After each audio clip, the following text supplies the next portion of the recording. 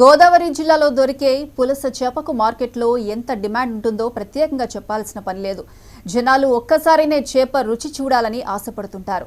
గోదావరికి ఎర్రనీరు రావడంతో పులసల సీజన్ మొదలైంది. తొలి పులస జాలర్ల వలకు చిక్కింది. దేశవ్యాప్తంగా రుతుపవనాలు విస్తరించడంతో వర్షాలు దండిగా కురుస్తున్నాయి. దాంతో ఎర్రని నీటితో నదులు ఉప్పొంగి ప్రవహిస్తున్నాయి. ఇక ఎర్రనీరు వచ్చిందంటే పులసల సీజన్ వచ్చేసినట్టే కాదు, వచ్చేసింది.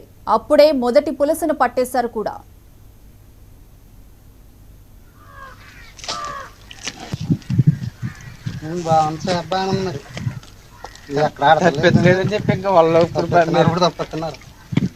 ఎక్కడ యానం కానీ వాళ్ళు కానీ ఎక్కడ తెలియదు. ఇది ఫస్ట్ కొనబడ్డది వీళ్ళకి మా పేరు చెప్తున్నారు.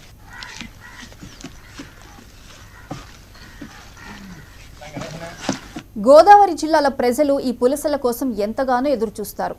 పుస్తెల అమ్మి అయినా పులసను తినాల్సిందే అంటారు. ఆషాఢం కొత్త అల్లుళ్లకు బంధువులకు పులసలతో విందు చేస్తారు. ఈ క్రమంలో అంబేద్కర్ కోనసీమ జిల్లా సకినేటిపల్లి మండలం అప్పన రామునిలంక గోదావరిలో మత్స్యకారుల వలలో పులస చేప చిక్కింది. ఈ సీజన్లో మొట్టమొదటిగా దొరికిన పులసను చూసి ఆనందంతో పొంగిపోయారు. పులసకు ఉండే డిమాండ్ అలాంటిది. మరి వలలో పులస పడిందంటే మత్స్యకారుల పంట పండినట్టే. అనుకున్నట్టుగానే ఆ పులస భారీ ధరకే అమ్ముడుపోయింది.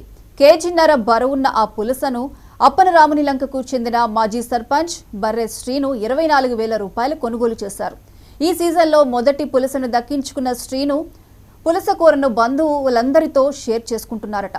అమోఘమైన రుచి, ఏడాదిలో చాలా తక్కువ కాలం మాత్రమే లభ్యం కావడం కూడా వాటి ధర అధికంగా ఉండడానికి కారణమంటున్నారు స్థానికులు.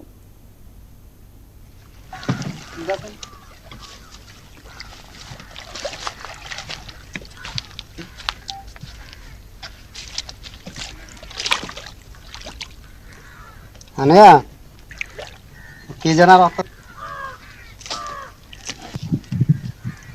బాగుంది. అబ్బాయి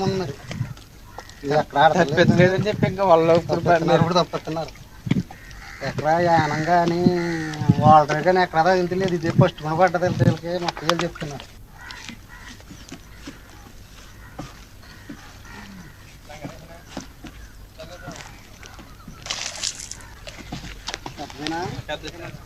కేజీన్నర వస్తుందా? కేజీన్నర ఉంటుంది.